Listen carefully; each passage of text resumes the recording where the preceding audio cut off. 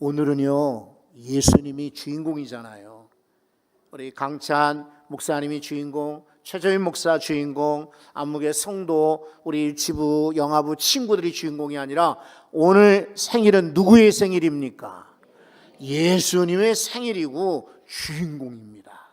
그러므로 예수님의 이름을 알아야겠습니다.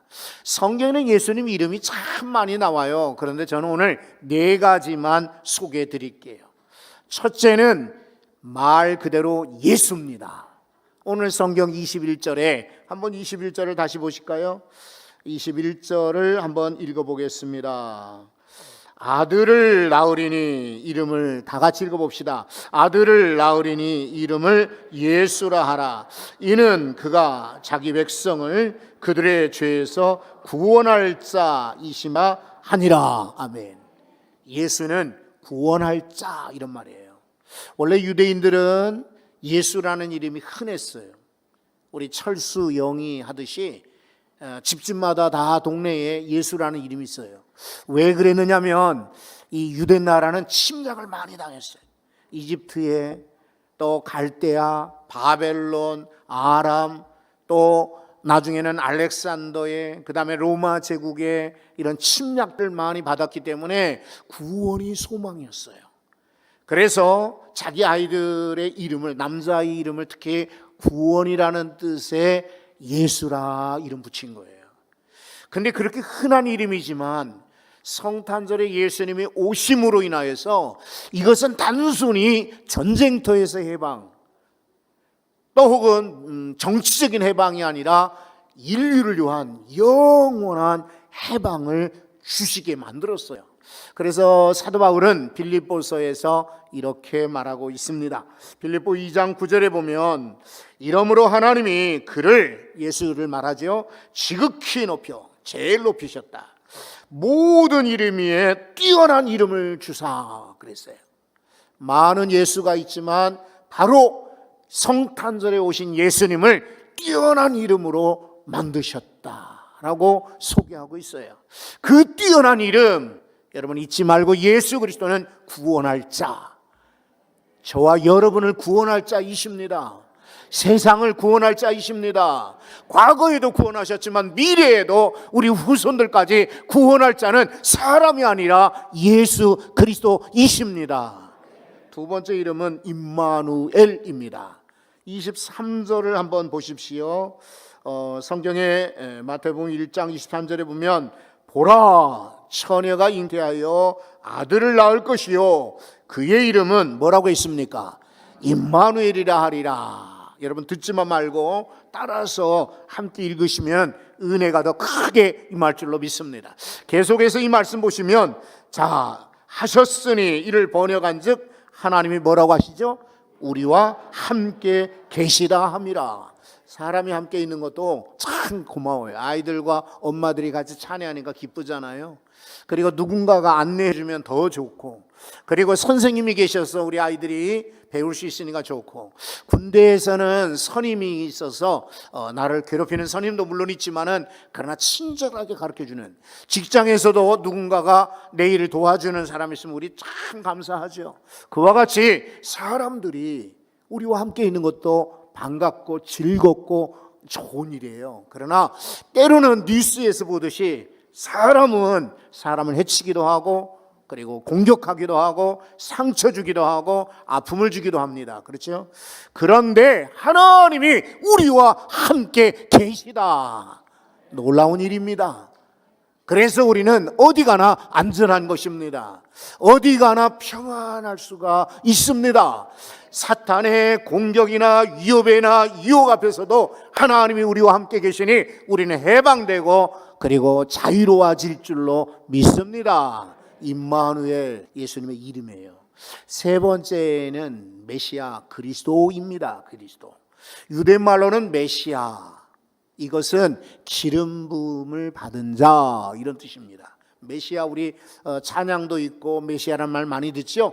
그 이름의 뜻은, 정확한 뜻은 기름을 부은 자라는 말이에요.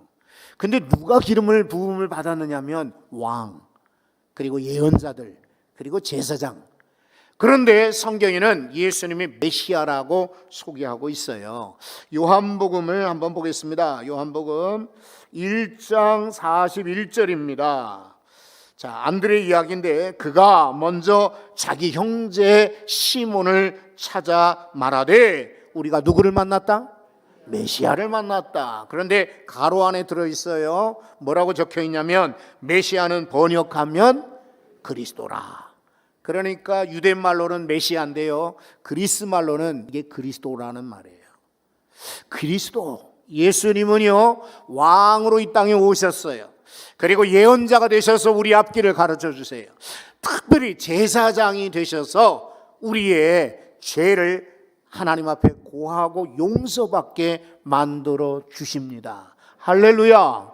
그러니 메시아라는 말, 그리스도라는 말이 너무나 감사하죠. 구원할 자도 감사, 임마누엘도 감사, 그리고 우리를 죄에서 이렇게 건져주시는 메시아 그리스도라니 얼마나 감사해요. 네 번째 이름 하나 더 있어요. 하나님의 어린 양입니다. 다시 요한복음 1장을 보시면 1장 29절에 세례 요한이 한 말입니다. 이튿날 요한이 예수께서 자기에게 나오심을 보고 이르되 보라, 뭐라고 하죠? 세상 죄를 지고 가는 하나님의 어린 양이로다. 예수님의 별명이에요. 하나님의 어린 양. 유대 나라는 양을 많이 키웠어요. 그런데 제사를 드릴 때 다른 제물보다 어린 양을 제물로 드렸어요. 제물을 드릴 때는 꽁꽁 묶어가지고 그냥 올려놓는 것이 아니에요. 돈을 받고 팔아서 그 돈을 제물로 드린 게 아니라 그 제물로 선택된 어린 양을 죽였어요. 그리고 피를 흘렸어요. 그리고는 불태워서 다 죽게 만들었어요. 왜 그러냐면 이 어린 양에게 우리의 죄, 인간이 죽을 수는 없잖아요. 사람의 그런 죄를 어린 양에게 맡겨서 그 양으로 하여금 죽게 만든 거예요. 그래서 예수님은요 이 땅에 오셔서 피 흘려 돌아가심으로 하나님의 어린 양이 되셨어요. 피 흘림이 없은즉 사함이 없다. 히브리서 9장 22절에서 말씀하셨거든요. 그래서 예수님은 어린 양으로 우리의 죄, 우리가 감당하고 우리가 처벌받고 우리가 죄받아야 되는데 바로 예수님은 어린 양 되셔서 우리 대신해서 죄를 용서해 주셨어요. 감사하죠? 그런데요 여러분 이제 잘 들어보세요. 하나님은요 이렇게 놀라운 선물 예수 그리스도를 우리에게 주셨습니다. 그런데 우리는 죄가 가려워가지고 예수님 믿지도 않고 예수님 따라가지도 않아요. 예수님 말을 들으려고도 하지 않아요. 세상 사람들의 이야기는 들어요. 가짜 뉴스는 들어요. 그리고 사람들이 이렇다 저렇다 웅성웅성 소문내면 그런 얘기는 듣는데 정작 예수님의 이야기는 잘 안 들어요. 안타깝죠. 그런데 예수님께서는 그런 죄된 우리를 해결해 주시려고 직접 죽으셨어요. 누구든지 그 예수 이름을 부르는 자는 구원을 받게 되는 것입니다. 그래서 사도 베드로가 말했어요. 베드로 사도가 누구든지 예수 그리스도를 부르는 자, 그 이름을 부르는 자는 구원을 받으리라. 다른 이름은 어떨까요? 부처 이름, 그리고 무슨 추기경 이름, 교황 이름, 또 혹은 정치인들 이름, 유명한 연예인들이나 뭐 축구 황제라 일컫는 메시, 이런 이름을 부른다고 우리가 구원받는 것이 아닙니다. 여러분 사도행전 말씀을 한 구절 찾아보겠습니다. 사도행전 4장입니다. 4장 12절 이렇게 적혀 있죠. 다른 이로서는 구원을 받을 수 없나니 천하 사람 중에 구원을 받을 만한 다른 이름을 우리에게 주신 일이 없습니다. 영어로 말하면요, no other name, no other name, 다른 이름이 없어요.